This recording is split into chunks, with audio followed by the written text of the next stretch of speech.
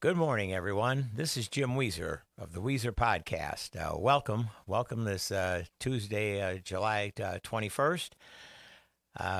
Still a battle up here in Northwest Indiana with poor air quality, but we're struggling through it from those Canadian wildfires.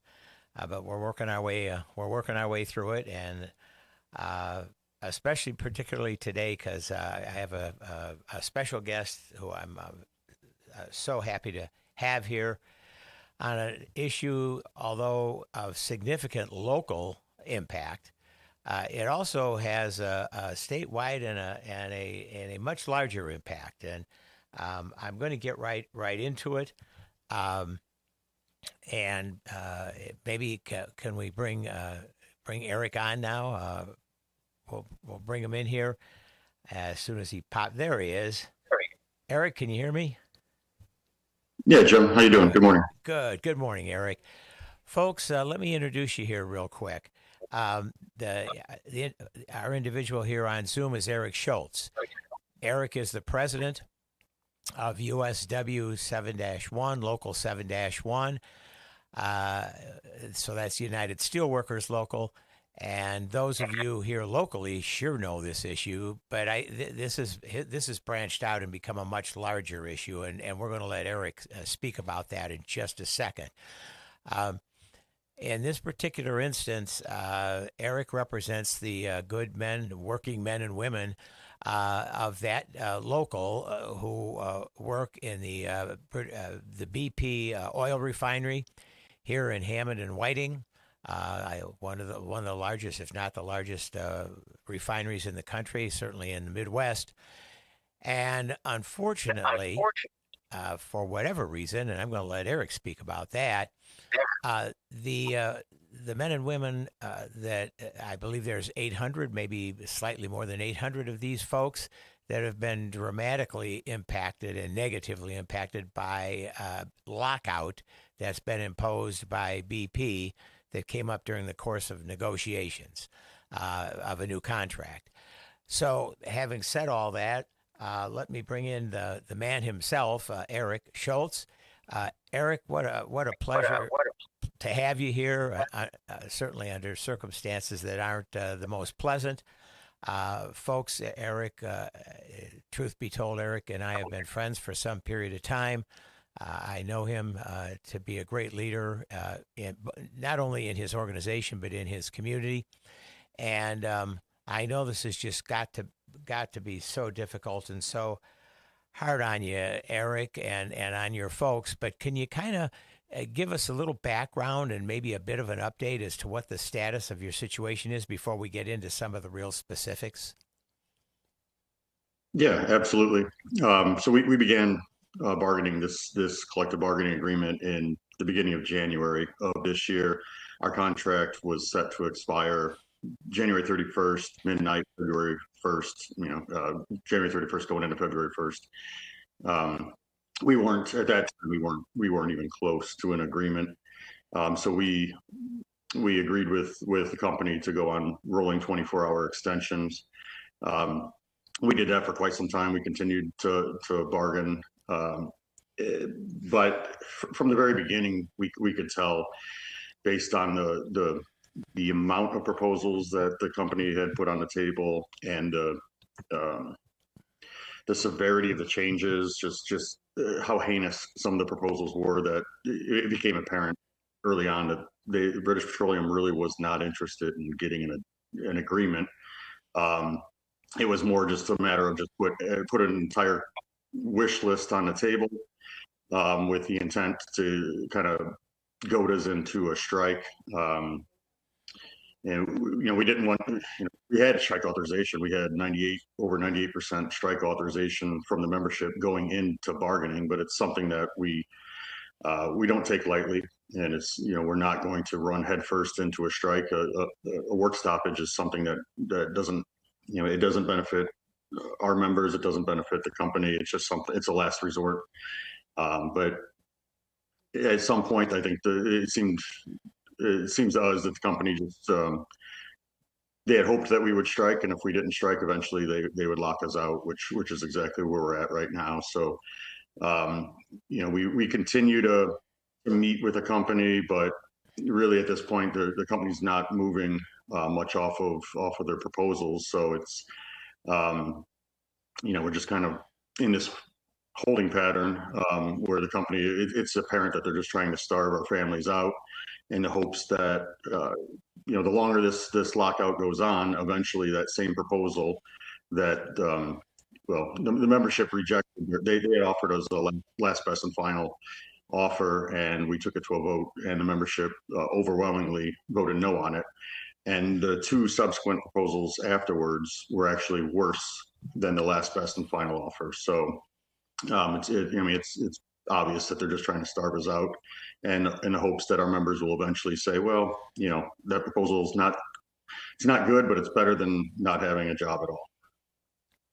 Well, Eric, there's negotiations, and there's trying to work on things, but it has to be in good faith, at least in my opinion. And from what I read, what I'm understanding, what I know, there hasn't been a whole lot of good faith exercised by BP, by the company in this case. But yet, I noticed that the USW unions that were negotiating with our good friend NIPSCO, Northern Indiana Public Service Company, where everyone, at least in the public, thought, geez, that's going to be one tough road to hoe because of the track record of NIPSCO. They got their matters resolved. I just noticed in the paper this morning that United Steel, the U.S., has made an offer at the beginning of their negotiations to the union that seems at least a good starting point. What makes your situation so different than those other ones that have been able to be resolved? Yeah, I mean, great question, but you nailed it when you mentioned good faith negotiations. It's not just your opinion that you should bargain in good faith. It's the law that you should bargain in good faith, right? And that's why the British Petroleum has violated the law from the very beginning. They have not bargained in good faith. They never had an intent to get a deal. Their intent all along was to goad us into a work stoppage, to a strike. And if we weren't going to strike, they were going to lock us out, which is pretty textbook bad faith bargaining. So it takes two, right? We're not afraid of tough discussions and hard bargaining and taking something back to the membership that we don't necessarily love. I mean, that's really like that good bargaining, neither party feels like they won. That's at least how I look at it, how we look at it. When you bargain fairly with the intent to reach a mutually beneficial agreement, then both parties feel like that they could have got a little bit better, they could have got a little bit worse. But that's not what's going on here. We don't even their last couple of proposals, we don't even call them proposals anymore. We just call them ransom letters, because that's all it is they're providing, hey, here's the terms, the conditions to release the hostages. That's what's going on here. We've got 800 men and women and their families that are being held hostage, and this company has no intent to bargain in good faith. They just got a ransom letter out there, and they're going to starve us out. And when they're hoping that eventually our members will start breaking down, and then we'll come back to the table and agree to their ransom letter. Well, here we are, months now into this lockout. How I know you say it's impacting. It's clearly got to be impacting your membership and the hardworking men and women. And folks, those of you who are listening and watching that don't know the history of Northwest Indiana, the history of Northwest Indiana is, we believe that strong communities and even good government begins and ends with the hardworking men and women of the middle class, the people that are out there working in the refinery, working in the mills, working at on various construction sites, doing the work that needs to be done to continue to improve our quality of life. So we all hurt in that sense, and we all feel for them in that sense. Can you kind of give me an example or examples, Eric, of what your membership is going through right now, being unemployed? Is there kind of a fund or some assistance that they receive? Yeah, certainly. The United Steelworkers International, from the very first day of the lockout, we had already set up a strike and defense fund, which we called a strike and defense fund. It turned out to be a lockout fund. But the International has been providing funds into that on a weekly basis, on a per capita basis, weekly. But beyond that, the generosity from the community, from retired members, from members of locals all over the country, union locals themselves. I mean, everything from a $10,000 check from a local in Texas to a $20 check from a retired couple in Arizona. The community support's been amazing. So that goes into our strike and defense fund, and then from there we have assistance committees, rank and file assistance committees, meaning just men and women that are members that have volunteered to be a part of these committees. And those are the toughest jobs that anyone could ever have. And they sit down with members that are coming in asking, looking for some financial assistance. And those committees give them all the tools that they can possibly give them, how to reach out to their township trustees, how to access different food banks and different funds. But then in addition to that, we have that account set up, so we're able to help pay. If somebody needs help with a mortgage or with a car payment, we're able to do that for them. Well, that's great to hear, folks. If you've just tuned in, we're speaking with Eric Schultz. Eric is the president of USW Local 7-1, representing the hard-working men and women in the BP refinery located in the Whiting Hammond communities. Eric, I'm told and advised that we do have the ability to take calls. Would that be acceptable to you in the event that we have a caller or a few calling in? Yeah, sure. Great. Absolutely. Okay, I just wanted to make sure and let you know in advance, just in case someone does call in. Back to the topic, and I know that you said and you've said it on several occasions that the company just isn't interested in bargaining and interested in demonstrating good faith in those kinds of efforts. Do you have an understanding, or do you or your leadership have a belief as to why? Why is it that they're unwilling to make fair and reasonable offers and not just ransom offers? What's behind this? Well, to back up a little bit, in case people don't know, in the oil industry, we follow national oil pattern bargaining, similar to steel has pattern bargaining, auto does pattern bargaining. A lot of major industry has pattern bargaining. So oil refineries across the country began bargaining contracts in January, and most have a common expiration date, meaning most contracts expire January 31st into February 1st at midnight.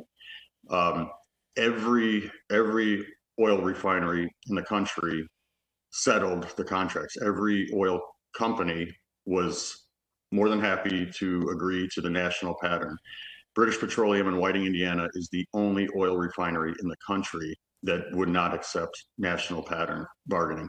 And they told us from the very onset that they're not going to follow pattern bargaining. They're not interested.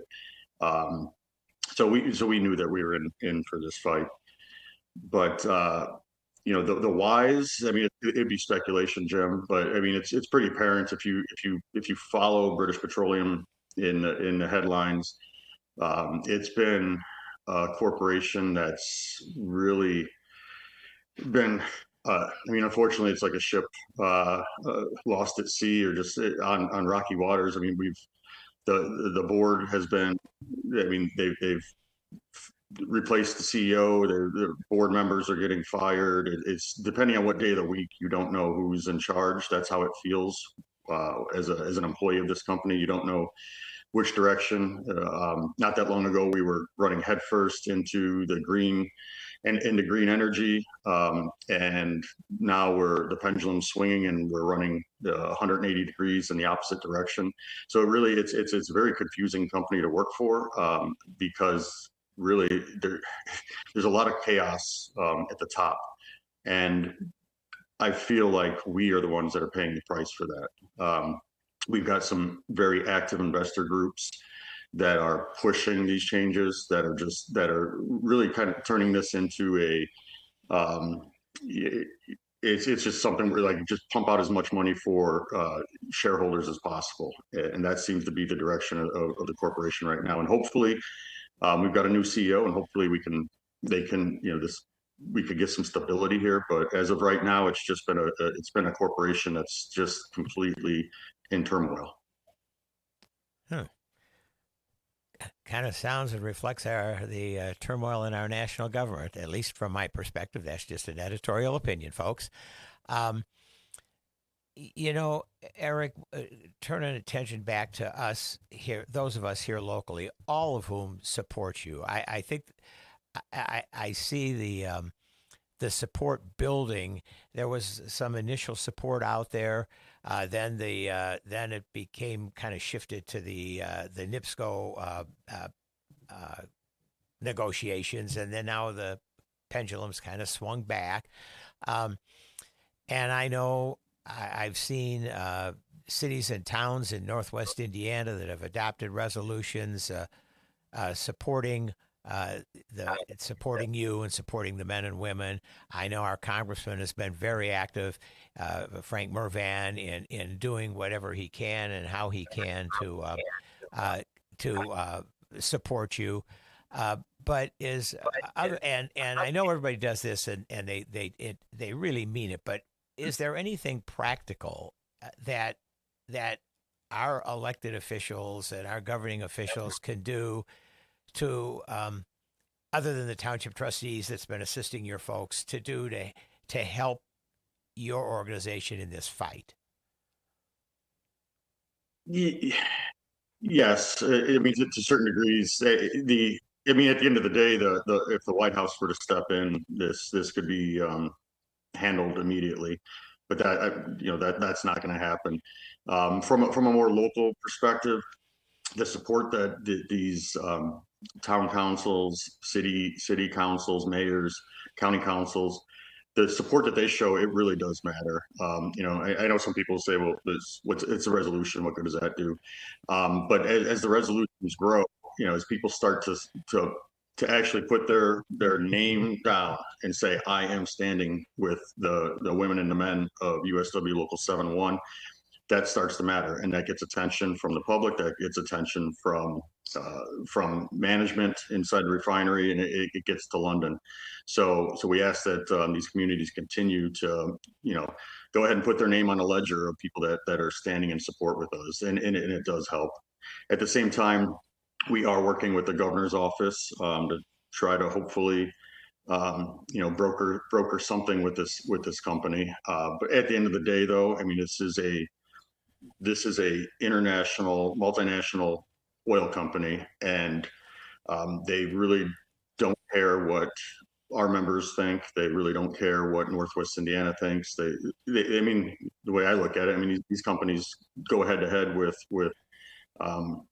countries, right? With governments. And I mean, we saw what happened after the Gulf of Mexico, and how much this company fought the United States government over what happened there. So it helps. It's not gonna, there's nothing that local leaders are gonna do that's gonna just like flip a switch and change things, but it certainly helps.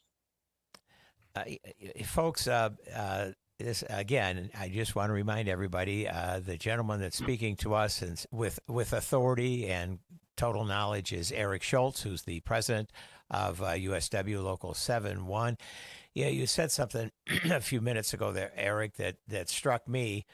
and about the support that you're getting, and that some people think, well, what's a resolution? It's a piece of paper. It's a resolution. It doesn't have a lot of teeth. But folks, you heard Eric talk about this is an international, multinational corporation that makes billions of dollars, that makes profits, significant profits, that isn't going back to what it should be. This isn't going back into the improvements of the facility. Isn't going back necessarily into the wages. Certainly not back to the wages and benefits of the workers.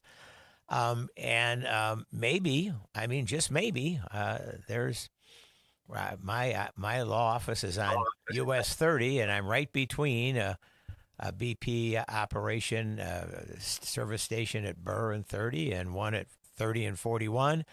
I don't see any reason why we would go there. Why would you want to go to those facilities and use their services, spend your money there when they're engaged in this kind of activity?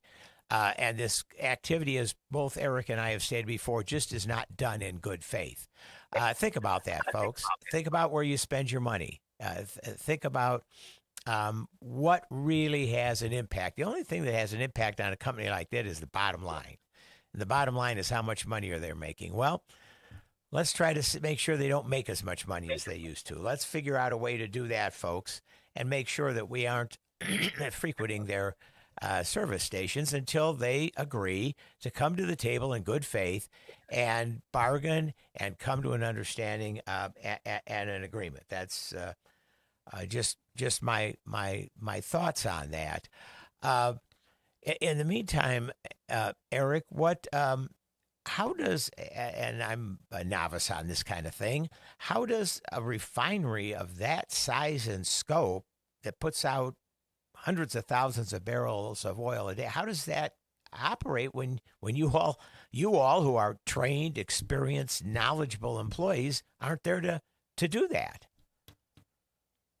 Yeah, they were prepared for this. Again, they did not enter into this round of bargaining with the expectation of getting a deal. It became apparent early on, and they had contracts signed with companies from the Gulf of Mexico to bring scabs up, to bring replacement workers up. And if you drive by the refinery or drive by some of the local hotels, you'll see a lot of Texas plates and Louisiana plates, Oklahoma plates, all over the place. We have hundreds of workers, scabs from that came up from the Gulf of Mexico, and we've seen job postings for one of them. I think was $127 an hour.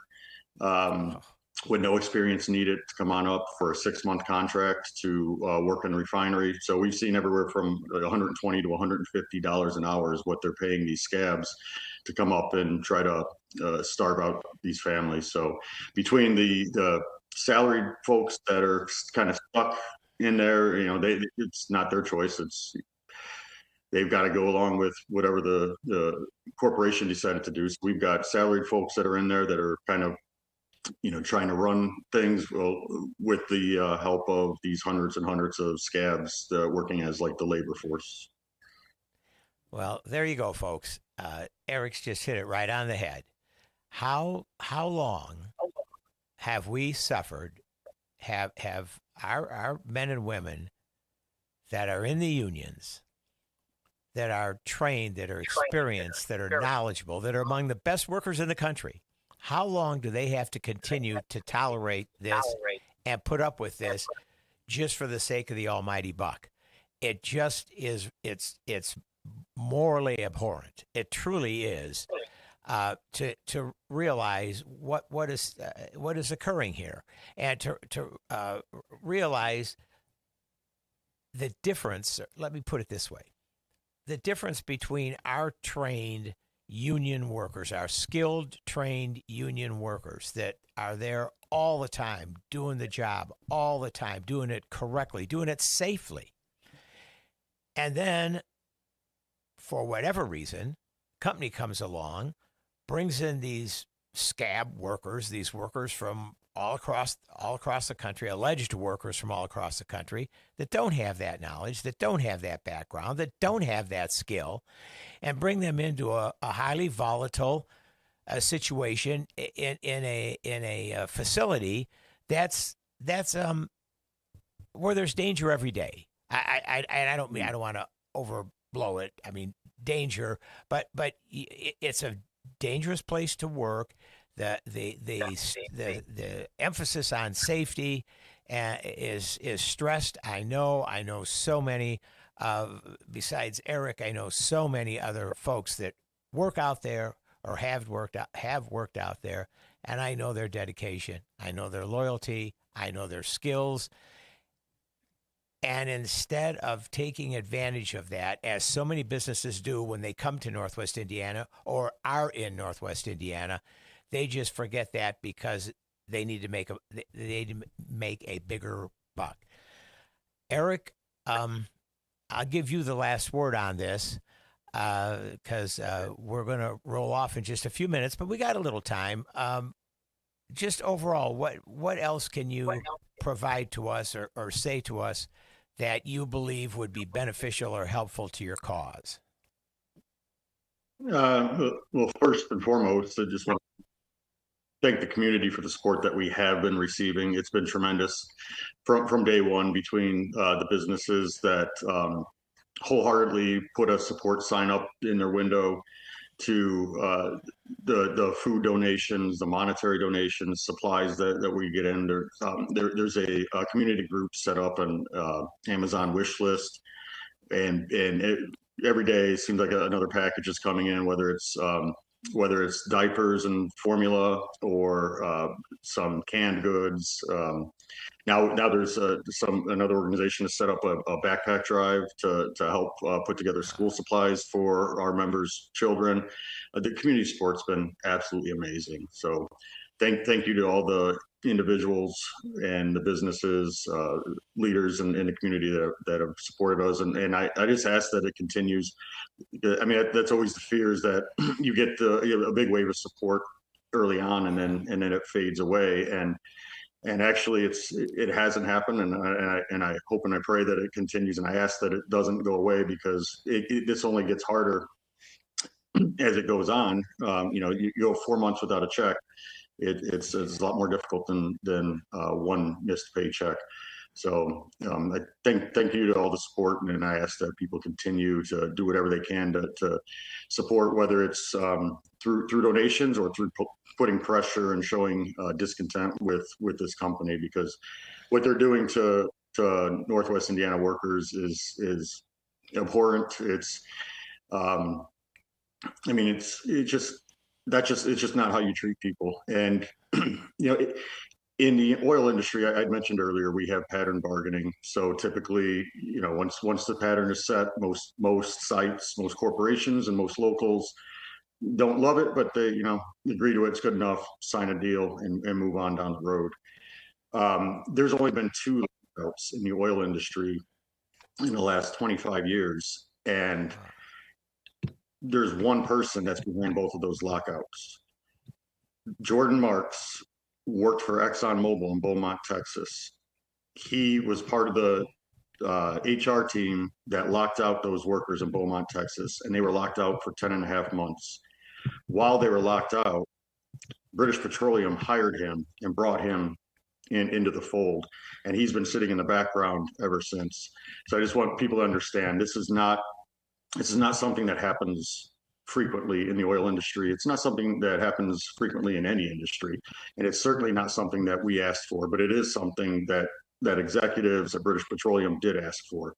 They asked for this years ago. They knew exactly what they were doing when they hired that man. He came in and he's running pretty much the exact same lazy playbook that he ran in Beaumont, Texas, when he locked those folks out for 10 and a half months. So we're in for a fight, but he miscalculated. British Petroleum miscalculated. They don't understand the strength of our membership, and they don't understand the strength of Northwest Indiana. They don't understand what a tight-knit community this is. And I think they're starting to realize their miscalculation. So hopefully they can get their stuff together and for the first time come to the table with the mindset of bargaining a fair agreement instead of, they like to say right now that they love being in a newspaper saying that they're trying to get back to the table and we don't want to get back to the table. And that couldn't be further from the truth. But the reality is we've got a very small group. That's our bargaining committee. That's also running our assistance committee. That's also running the pantry. That's also running the picketing. We are doing everything we can to keep our members propped up, but also it's a bargain and agreement. They have yet to sit down. They have yet not once sat down in good faith to bargain. So we hope that they can finally get their stuff together, sit down with an open mindset, and be willing to bargain a fair contract. Man, Eric, I don't know. I don't know what else to say after that. I truly don't. It's just heartbreaking to hear what you just said. But the one thing you said, and the one thing that company does not understand, is the resolve and the resilience and the strength of this community, of this Northwest Indiana community, and particularly of the men and women that are members of our unions and work day and night to make our life better, to make our life safer, and to make our life more tolerable and help the whole community grow. Folks, I know Eric, and he's a fighter. I know so many of those folks. They're not going to give up. We shouldn't let them give up. We should be there every day for them, helping out in any and every way we can. And Eric has enumerated so many of those ways that it can be accomplished and that it can be done. Eric, I thank you from the bottom of my heart for coming on here. I thank you for reminding me and us and the listeners of the strength and resolve of not only your men and women in Local 771, but all of us collectively that believe in this community, that are the backbone of this community. And I can assure you that we won't let you down. We'll be there from now till however long it takes, and I hope it doesn't take as long as Beaumont, Texas. And folks, I just want to say that it's important. It's so important. I can't think of anything more important right now than to be so supportive of these men and women, to listen to what Eric had to say, to do whatever you believe is in your ability to do to help them out. At this time, we're going to let Eric go. I have a couple more quick minutes of something that needs to be said.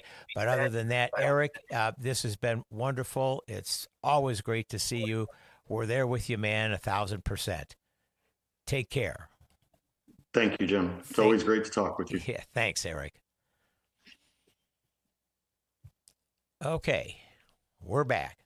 I just wanted to wrap up here. First of all, I thank Eric so much for being willing to come on here and tell his story and the story of the men and women of Local 7-1. It's a compelling story. It's a difficult story to listen to. It's frustrating to know that there's really not anything specific or cast in stone that we can do other than the suggestions that have been made. I just want folks who are not in the Northwest Indiana area, who listen to our show, to be sympathetic and mindful of what those folks are going through. And I should have asked him for the online site that you can contribute to, but you'll be able to find it. And go online and make a contribution, or just drive by that BP station and go on to the next one. I don't care what it is. You can go on to Lukoil or Circle K or whomever. Just drive by it. Let me just wrap up today's show with a final comment beyond the scope of what Eric and I have been talking about and beyond the scope of the lockout at the BP refinery in the Hammond-Whiting area of northwest Indiana. Last Thursday, our president attempted to go on national TV.